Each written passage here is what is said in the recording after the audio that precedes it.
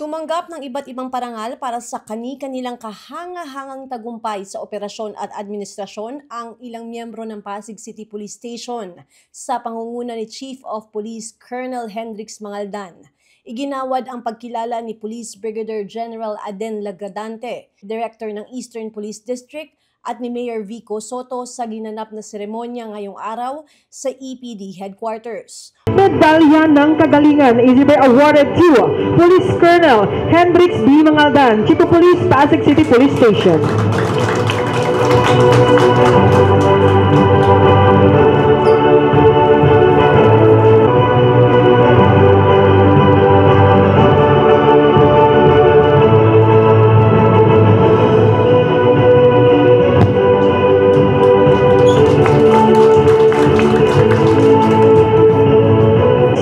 Award is also presented to Police Staff Sergeant Roan R. Garcia.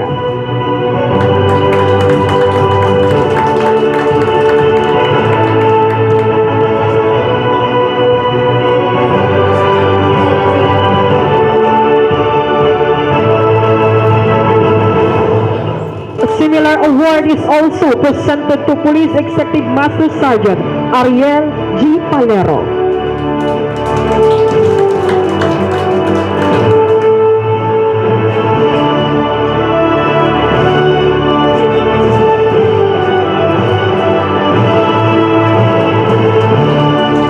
Award is also presented to Staff Sergeant Ariel A. Talingdan.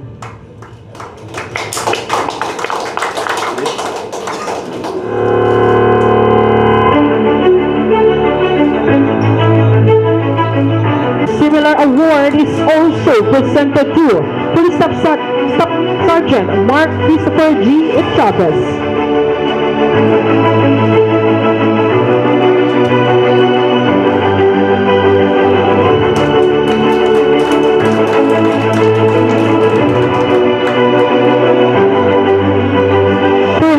Judged as the unit with the most operational accomplishment in the campaign against loose firearms, with a total of 11 firearms confiscated and recovered and 11 individuals arrested, outperforming the rest of the EPD City Police Stations for the month of May 2025. Certificate of recognition is awarded to Pasig City Police Station to be received by Police Colonel Hendrix B. Mangaldan.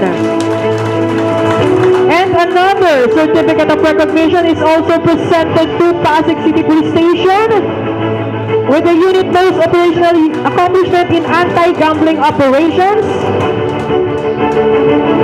and most operational accomplishment in anti-illegal drugs operation is also presented to Pasig City Police Station to be received by Police Colonel Hendrix B. Mangaldan, Chief of Police, Pasig City Police Station. Again, congratulations to all the awardees and let us give them another round of applause. Patuloy ang pangako ng Pasig Police sa pagpapahusay ng operasyon sa pamamagitan ng makabago at epektibong estratehiya para sa kapakanan ng mamamayan. Ako si Luan Peñano para sa latest ng iNews Pasig.